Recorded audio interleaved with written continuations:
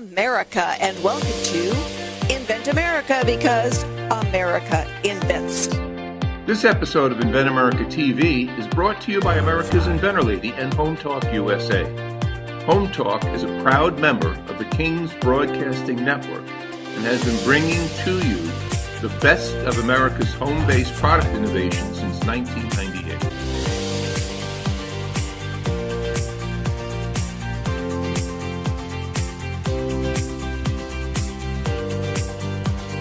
This segment of Invent America TV is brought to you by the law offices of R.P. Baraska. RPB law offices have been bringing corporate-level legal expertise to the independent inventor community for more than 20 years.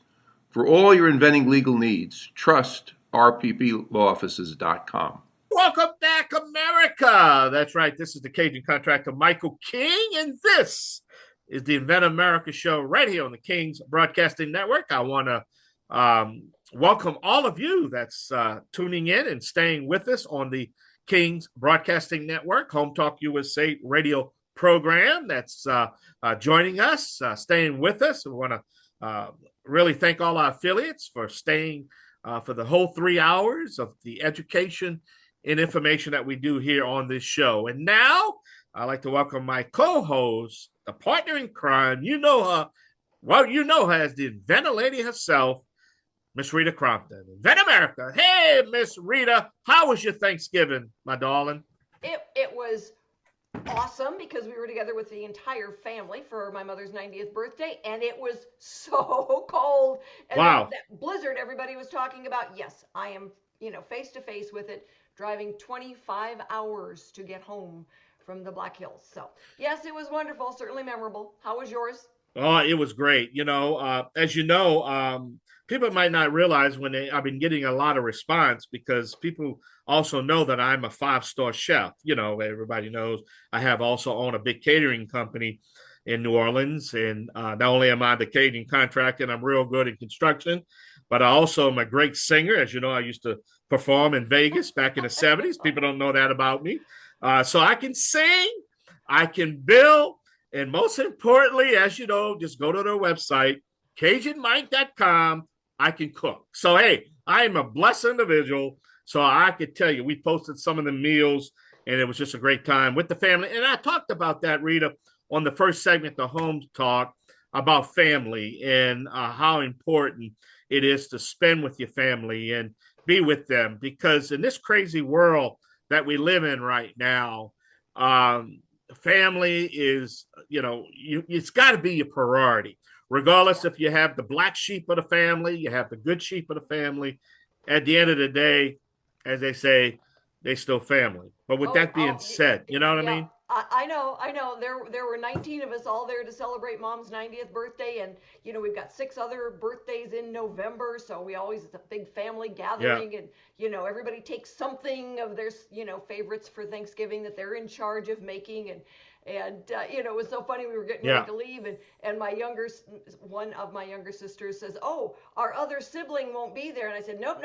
They asked for a bigger bag of Chex Mix," and she goes, "Duh. Well, I need a bigger bottle of gin." Yeah. So, we had it all there. It was fun. And the kids, oh my goodness, I got to tell you the story. All right. So I've got a 4-year-old grandson. We've got a new addition to the family. She is a gorgeous 10-year-old. So I was trying to get him to try this new Thanksgiving meal. And I said, "You'll like it. You'll like it." Nope. You try it. You'll like it. Nope. I tell you what, this little girl came up and took a piece out of the bowl and he goes, "Yeah, I think I'll have some." He was so enamored with this 10-year-old, and he's 4. It's like, it was priceless. As happy as we are right now, I'm definitely sad right now also because, we only got a couple weeks left in the year. And as you know, each time of year, we take off a couple weeks. We like to get regenerated, rejuvenated, and as we prepare for the new year coming up. And I did break the story 2 weeks ago that we did re-sign for 2026 and our 29th year next year. So they're going to have to put up with us, right? One more year. Everybody says, "King, you go from year to year." I just go to year right now, And it's kind of sad because I love talking to y'all. I love talking to our guests. I love talking to our, our entrepreneurs, our inventors. I love, we have Noah McNeely coming up shortly, and he's one of the benefactors and really helps the Invent America show. And he's always great what he does. And I know I'm pointing him out right now. I'm kind of embarrassing him a little bit, but his service that he provides can really mean, after I did some really soul searching, sometimes can mean whether or not this company is going to fail or succeed, not because of the product or the technology, just the business plan is all wrong. You know what I'm saying, Rita? So he plays a big part of this. But you know what? Yeah. I'm going to tell you a secret. Okay. What? I have been telling my husband I want 20 more years for 23 years. And so I'm still telling him I want 20 years. So guess what, Buttercup? You get 20 more years with me, and then maybe I'll think about retiring. So yeah, I tell you, I was going, I was off. As we started the 28th year, that was it. I kind of made the announcement this was going to be it for me. And then you came apart, and the Invent America came apart, and then you give Greg Owens, he came. Made America came apart. Now the family's still growing. So I'm like, okay, man, I can do this another 20 years, because, Home Talk. And I've got shows lined up for 2026. So, we're good. Well, the thing is about Home Talk, what makes it so special is that we used to talk about all the topics in bundles. We used to, handle Made in America. We used to do Invent America, Invent this, and, Home Talk and established company. But it was all over the place, hour 1, hour 3, hour 2. And so what he decided to do is to say, you know what, let's keep the established topics here, and let's get the new companies here and the new inventors and products here, and let's get the Made in America over here, and kind of focus at one where we can give more exposure to that particular topic. And we had some reservations about that. How's this going to work, Rita? How are we going to pull this off? That's never been done in radio history. Never been done. Never tried. Or then you're going to turn into an infomercial. Everybody's paying to be on the show. Well, in 29 years, I've never charged anybody to be on this show. And you know that, Rita. We never charge anybody for guests and topics. I know. And I always tell people, it's like, there's a Monday in every week, so I've got to have people, I can go and say, okay, can you do Monday? And but when we do Invent America, because America invents, we invented a new business model because, we're part of that whole show of, let's fix it. Let's do it this way. Let's try this. And we're not afraid to try new things. And that's why our Invent America segment is so important. It's like everybody at some point in their life is like, I think I'll invent something. Well, now the ones that really become the inventors in our society are the ones that, they had the vision, and solved a problem. And they've got the courage. Really, it takes courage to step out there and say, let's see what we've got. And then, some business savvy, and, you fly by the seat of your pants to get from, I have an idea, mind to market. I know we kind of got off track here, but I wanted to talk about the path to perfect. What do you mean by that? It means that, when I hear an inventor say, oh, I'm not ready yet to file my patent because it's not perfect. Oh, I'm not ready to go to market yet because it's not perfect. Oh, I don't think I've got something yet because perfect? Have you really thought about what it takes to get to perfect? None of us get to perfect. It don't exist. It don't exist. And so the inventors that I notice, they will they'll go to a trade show with their baseline prototypes, and they'll start, getting that feedback, that market research from the people in the industry. And then, like Jeff, all right, he went to market. Okay, he got feedback from the people that were buying it. I had another gentleman that we posted his product, and oh my goodness, they gave wonderful feedback, and he changed his patent. So when we talk about the path to perfect, it's a long freaking path. And so you've got several turns in there where you're fine tuning your prototype, and it's the American consumer then that says, okay, what about this? Or, I'd like it better this way. You don't know what the American consumer is going to say till you get it out there in their hands.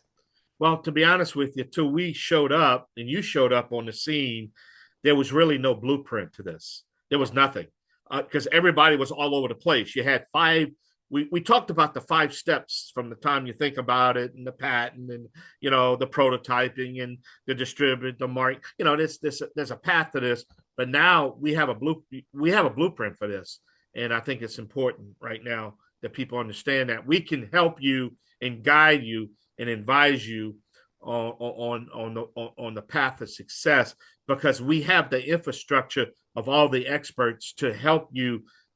look, let's say when you make mistakes, Rita, it costs you money. So if you eliminate the mistakes, then you can go ahead and sponsor Home Talk USA and the Invent America show, right? Because you have the money, right? Exactly. I had to throw that in there. Well, we got to take a short break. Yeah. Cause. Well, yeah. Well, what do you think? Oh no, so I could get your money. But I tell you what, it costs us a lot to keep a program on the air, man. 29 years of this. Well, we're going to take a short break. We're going to come back with our first guest, our first topic, right here on the Invent America show with the Inventor Lady herself and the Cajun Contractor, Michael King. Y'all stay with us now, and y'all come back now. You hear? This segment of Invent America TV is brought to you by SearchQuest Patent Search. SearchQuest provides for a comprehensive patent search that searches the entire world and not just the U.S. Patent Office. Make sure that before you spend those big bucks having a patent written, you've done your due diligence by getting a comprehensive patent search. Use SearchQuestPatents.com for all your patent search needs. They scour the world for you. And thank you so much for being with us for this episode of Invent America, because America invents. We love being able to solve those problems out there in every consumer industry that there is. So we like to present those products to you so you can go, get them, and especially the ones that would make good Christmas gifts. And we've had some of those on the air. My first guest today is Jeff Jackson. He's got a very cool new product. My first guest, like I said, is Jeff Jackson. Jeff, thanks so much for being with us today. I appreciate it. Hey, it's great to be here, Rita. Thanks for having me here. All right. You have got this, I would say woman's dream, but okay, I don't want to be sexist. Let's say homeowner's dream, because I know a lot of women have their guys doing this chore. But how to hang a picture straight, right? Yeah, well, it's more than straight, but yeah, it takes I know, right? So tell everybody, what is True Up? Well, True Up, it's a system that's really so simple. It allows a homeowner to take advantage of a couple of patents that we have on this. We have an adhesive patent and a mount patent, and you use our system to level that mount onto the wall with this specialized adhesive. Very strong, very good for holding things on the wall and taking it off when you need to. But since that mount is hung level, when you place your frame on it, it also is level. So when I started this, I thought about all the frustrating points I've had. I have 6 kids. We hang pictures and they change all the time. And behind every picture, there was 8 to 10 holes from where my wife wanted me to move it around all the time. Oh, a little to the left, a little to the right. So I thought, how can we fix that? And there's a few giants out there that have adhesive systems that do that, but they still didn't allow for some flexibility that I wanted, because no one that I know hangs one picture. It's always a collection of pictures, right? It's evenly spaced pictures. It's a collage they saw on the magazine on the way out of the grocery store. That's what they want. And it's hard. I mean, so I thought, how could we do that? So I'm a mechanical engineer, and my wife hates it sometimes, but I implement this if-how way of thinking. If I wanted to do that before I spent any money, if I wanted to do that, what would it look like? How would I do it? So went through a couple iterations, thinking and this and that, and finally came up and was able to patent both the mount and more recently the adhesive that is unique in itself. And it's really freeing. It solves the problem of a simple task of hanging pictures. So, well, and that's so cool. So I want you to give everybody out there, you know what, gentlemen? You want to give your wife a really cool Christmas gift? Put a couple of these in her stocking. Oh, yeah, wait a minute. They come in a set. So you could actually have more than one in a package. I know that because I asked. And you know what? Then you get to go on, the day after Christmas and straighten all of her pictures. And she is going to love you dearly. So that website, Jeff, is? You can go to trueuphanging.com. We'll get you to learn all about it. That's where you go to learn about it. All right. So our topic today is path to perfection. And you're the one that gave me the idea on this because you were telling me your story. So there you go. That's why you get to be on. And so those stages you went through and how you started getting feedback and made improvements. So share your story. Yeah, well, believe it or not, didn't start out with hanging pictures. When I started, I was working with a company in Minneapolis, and they challenged me to come up with a way to disrupt the framing industry, framing pictures. So I dove deep into framing. I ended up getting offshore material, reclaimed woods, and I developed a whole system for making these frames. I could get a frame done every 60 seconds. But as I hung those frames on my wall, just traditionally, the normal way, I'm thinking, how can I get to a place where I'm going to disrupt the frame market? For heaven's sakes, it's a square or a rectangle. How can I disrupt it? And while I'm sitting there, one of the frames fell off right in front of my face, boom. And I'm like, well, that's not good. And I looked up at the holes in the wall. And so I went to go, how am I going to rehang it? And I looked on my desk and I saw a level that I had there. And I'm like, it'd be great if I could just hang a level. So I had a shop, as I just mentioned, went out to the shop and I made this little piece of wood out of bamboo, real thin piece, put it on the wall and leveled it. I put that same frame back on that ledge of the bamboo. And I'm like, well, heck, we should do that. And I held it up with a couple pieces of adhesive. Adhesive I didn't patent or anything, just adhesive I had laying around. Well, Jeff, that's like God talking to you. Yeah, well, it was, You're staring at it and it falls off. It's like, hello. he got my attention. So that's what kind of started my thinking. And I left the framing and went back to this company and I said, let's not focus on the frames, let's focus on a, an area that's never been reinvented, and that's how to hang them. And it sounds dumb, but it's really not, because everyone's had frustrations hanging frames. And everything out there has always been, how do I put that nail in a better spot? How do I make it more accurately in a better spot? Or you go with some of the adhesives that are out there, and there's some problems behind those adhesives with taking things off your wall and not holding. Oh, So yeah. we address those. Yeah, been there, done that, got Yeah. angry, and had to get the paint out. So, all right. So, what's next for you? What is your goal then on letting more people know you're there? Well, right now, I mean, I've got the product, I've got tooling, I've got everything, but what I'm finding out about myself is I'm great, maybe not great. I'm good at trying to fix problems. My wife would have issue with that. I'm okay with trying to fix problems, find solutions. But what I really need to do is to find people that are really good at getting products into the market, right? Since this is patented, my desire is, I don't want to take all the steps to learn about marketing in its entirety. And am I going to do this and that, spend money here and there? Just need to find a good partner or license the product to somebody already in that space and include this as part of what they offer and get it out there sooner rather than later.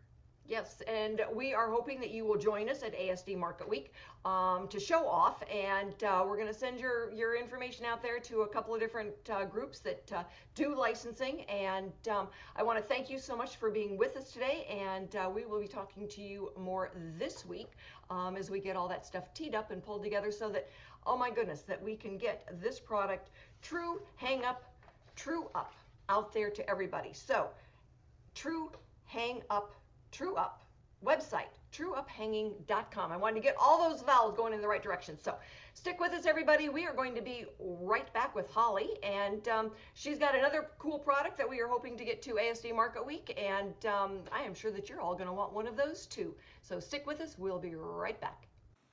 If you're an inventor or you know an inventor out there who would just like to be able to have a conversation with other inventors, join the Inventors Roundtable.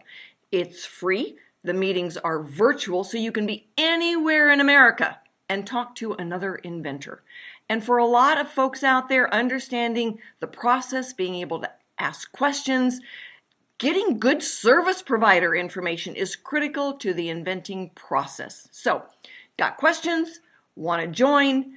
It's free. inventorsroundtable.org. Thank you so much for joining us for this segment of Invent America. And if you're an inventor out there or you know someone who is and they've got questions about the process, have them get in touch. We can answer questions. They can join us for one of the Inventor Roundtable meetings. There's no charge, and then they can ask the questions of all of our different service providers who are there and find out more information. Sometimes the best information they get is the inventor sitting next to them. This segment is brought to you by Wooden Wood. They are your trusted seamless gutter company. They specialize exclusively in gutters. So if you need new gutters or gutter cleanings, WeNeedGutters.com is the place to go. So my next guest is Holly Rembelski. Holly, if I made a mistake on that, fix it for me. And let our listeners know, what did you invent? Hi, Rita. So I am a hairstylist and I specialize in extensions. We do lots. I have like your tape-ins, which I wear myself, or there's fusion for thinner hair. And we use a lot of pliers. So like your regular everyday pliers. We have flatheads for the tape, and then these ones help with breaking these out. Now, my problem came when I'm doing a head of, say, 200 of these little guys stuck in. Well, it's like a hot glue. So as they grow out, you have to use these serrated ones to break. And I mean, you got to see, it takes a minute, get it all loose, and then it slides out of the hair. So great, wonderful. I have several different types of pliers, but after a long time, the squeezing, the hand hurts and the elbow. So when you have to do 2 sets a day, you're in a lot of pain. And then it was causing to where I couldn't close down. So I came up with the electric plier, working with my engineer. So something like simple as a, instead of, I guess, instead of crimping, you push a button. So as you're pushing the button, it'll close and open. And then there's a stage where, or a switch where you can move it to, you push the button, it'll continually go until you turn it off. So it'll just alleviate a lot of pain and you'll be able to do more. Well, and that sounds great. So my question then for you is, when you can see how you want it to work, but then coming up with a prototype to make it work, how have you gone through the different iterations of getting to where you need to be? So it's been a lot of me, myself, my dad, friends, taking different tools apart, seeing how they work. And then you introduced me to Noah McNeely, who is absolutely fabulous. And he has kind of put all of my thoughts into one and is currently in the process of making it. It seems to be every week he's giving me updates and I just beam because I'm so excited because all my hairdresser friends, we would love to have something that doesn't hurt anymore to get them things out and to still, have all this hair that's not actually ours. Exactly. So don't tell him I said this, but I've had other people think that he walks on water. He kind of does. Yeah. I don't want it to go to his head, Right, sure. So, as you're going through then basically the path to perfect, for a lot of inventors, they wait until, like you did. You went and you got somebody to help you. They'll, Yes. tinker around in the garage. Well, it's not perfect yet. And you're a hairstylist. So thinking that you're going to be the engineer that creates the perfect prototype or the perfect product. And it was just like, Jeff said, he goes, I'm really good at this thing, but marketing is not where I am good. So you get an A+ in saying, okay, now I need some help. And, even Noah is one that says, okay, let's try this. Okay, let's make it better. Yes. Okay, we can do better. And then when you go to the show and you have people looking and trying it, because when you go to the show, you'll be able to walk around to the different booths that actually sell hairstyle products. Awesome. And you'll be able to say, try this. Tell me what you think. And it is not unusual that you come back and say, oh, Noah, let's try it this way. Which is awesome. I'm so excited. He's used to that. Yes, no kidding. So what is your goal then? What is, where do you want to go with this? So being a single mom of 4 children, ranging from graduate this year down to first grade, I am a busy mom. And this was all to help me better make as much money as I can so I can provide more for the kids. And it's a lot, I work with a lot of cancer patients too. So getting them their hair and making women feel good, it's a blessing on top of everything. But so with the first time around going with somebody who kind of didn't do so well with the patent path, and I got charged a lot of money I don't have, finding a new attorney and then finding you, thank God. The path to perfect it's been a lot of ups and downs. So at this point, I would love to initially do a short run and just check it out, see what it is. But like you told me once, this is my 5th kid. I'd like to get it out of the house first. So licensing selling might be my end game. The first one to graduate from college, basically. Yeah. There you go. It's funny because we say, you conceive it, you nurture it, it sucks you dry, you throw it out. And it's not until you throw it out, and it's not that unusual. Your kids graduate from college and you say, get a job. Right. Oh, no kidding. And so, yeah, that's, it's really wonderful to see people in their profession come up with a solution to solve a problem that everybody else in the profession knows they've got. And Yes. so yes. my challenge to you then is, as you're going through all of these different stages of motherhood, where else could you use this technology? So if you're thinking about it, where else? Yeah, so I have a lot of wrestling mom friends. So we have dentists and we have doctors and we have all of that. So I actually have my utility patent pending. I have 3 design patents approved. So that's for the different plier heads to attach to the one tool. So not only do you have this tool, but it sits on your desk, and you're sitting there with a client for 3 hours doing hair, talking about life and grandma, and they're like, what's that? How do I get that? What can I do? So it's like it's advertising on top of that. But so my dental friend was saying, instead of having a plier reaching way back in the tooth and, breaking it up, this would be nice if, obviously modified for them to slide in and push a button instead, to where it opens and closes, or push a button and it continually goes and you just move. So it's that, or, even mechanical, where you get in there and you can't get your hands down into a vehicle or something. It would be nice to just push that in and push a button and it opens and closes or hold. So there's lots of different avenues that this could really help out. And I know that's wonderful. I know that's when somebody brings me a new pet product or a new, gadget for the car. The biggest crossover we see actually is car engineering and surgery. And people don't realize it's like, you can't do that because it's a surgical tool and they use it in the operating room, but it's never been used for car mechanics before. It doesn't matter. A good patent is not industry specific. So we look at, when we go after licensing, then we look at a variety of different industries that could use it. One licensee makes it for all industries, and that way now you're not chasing a whole bunch of different agreements, because they don't really care. It's all about the numbers game to them. They just want to make it and sell it, and the more industries that we can sell it to, the happier you will be, because your royalty check will be bigger. I'm excited.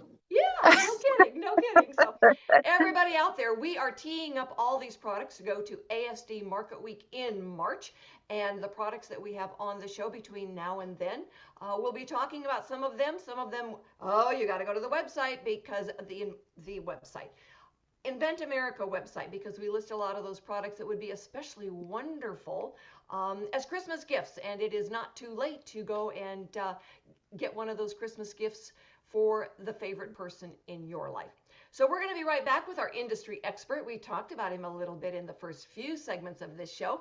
And so stick with us as we go out and appreciate all of our sponsors.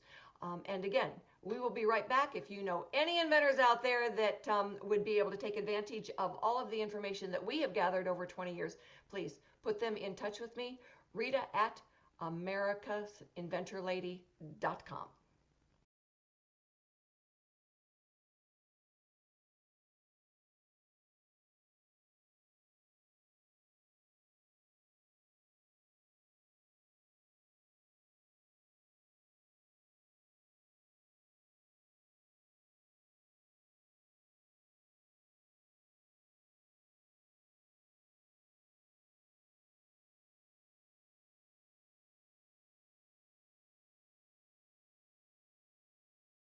And my guest for this segment is Noah McNeely, that prototype guy and startup manufacturing guy that, walks on water, as I hear from so many of the inventors that he's helped. And he's helped several get teed up for ASD Market Week. So Noah, thanks for being with us today.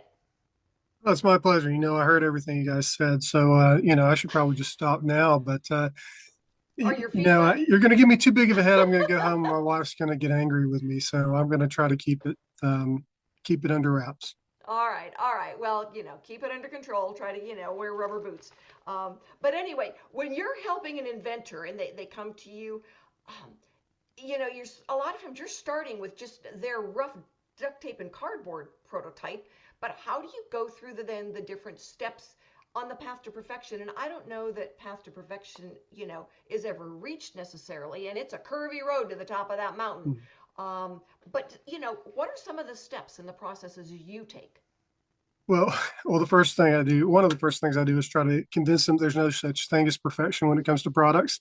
As you know, that it's really more of a path to launch. How do we get to a successful launch with a product that you can sell, or in many cases license and make a good business out of. If I've run into a lot of people that pursue perfection way too long and they never launch a product and they spend all their money doing the wrong things. But the steps are really kind of simple on the top level. The first thing we want to do is make sure we understand everything the product is supposed to do. And actually, this is something Holly and I went back and forth on a good bit because she's got a really cool product. And, it took me a while to understand everything that it needs to do. But we're headed toward a product there, which is great. But after we understand everything it's supposed to do, we have to put it into practice. And those are going to be very imperfect prototypes in many cases. They're going to be 3D printed. They're going to be cobbled together. Sometimes the client has already done that, and then they come to us and they want to take it the next step that's a little bit more refined.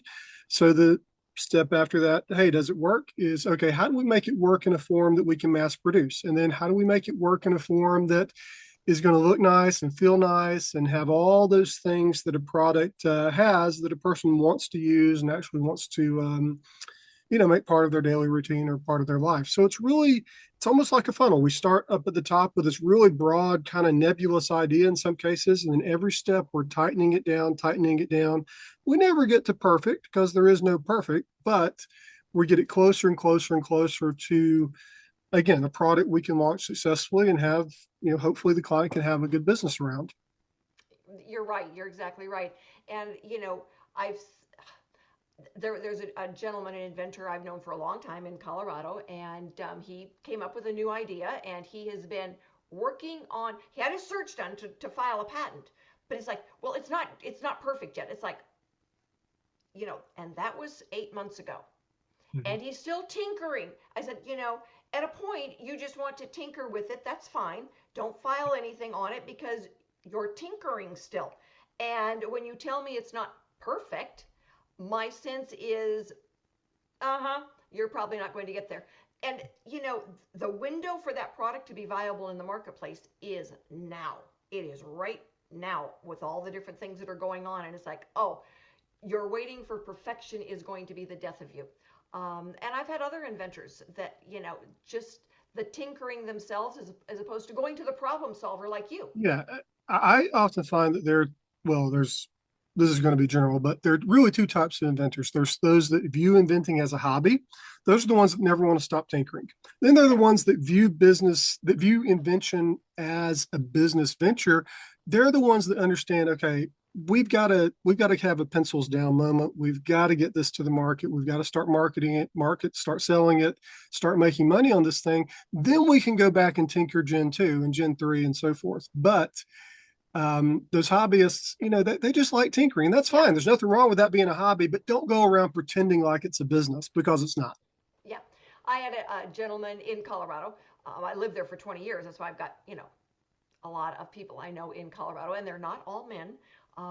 But this one, he was a high school teacher. And so he filed a trademark on his product, but he was never going to license it. He just made them downstairs because they were his de-stressor. And he loved making them and selling them, and you get them in bike shops and everything. And he goes, when somebody knocks it off, and eventually they will, I'll move on to my next tinker. And so I appreciate the fact that, he was just a tinker guy, and loved, coming to the meetings and showing off a little bit. So, it's fun to watch the inventors, and when they take that next step, getting into selling, and their eyes light up when they go to the show. And somebody says, did you think about doing this way? And it's like, didn't even think about that. And so, before they've spent a lot of money on the manufacturing, they're getting really market research from the professionals in the field. And that's another reason there's no perfect product, because it's really more, is this product good for this group of people? And you may take that same, again, like Holly, you guys were talking about different fields. You may take that same product, change it entirely, and now it's a good product for a different group of people. So there's no perfect product, because you can't meet everybody's needs with one single thing. Exactly. I'm glad you said that, because it was floating around in my head there a little bit. It's like, the American consumer is fickle, it's like, well, I wish it was a little longer. I wish it was a little shorter. It's like, just put it in the middle. And so, you can't do everything for everyone. And that is why when you go down the aisle at Home Depot, there are 20 different flashlights of different size grips and different lengths and different little extra things on them, because nothing is perfect and no one is perfect. And with that, we are going to wrap it up. And we will be back next week for another episode of Invent America. Thanks everyone for joining us today. We will be back next week with more stories on getting products from mind to market. We will have new inventors and industry experts. So join us and have a wonderful week.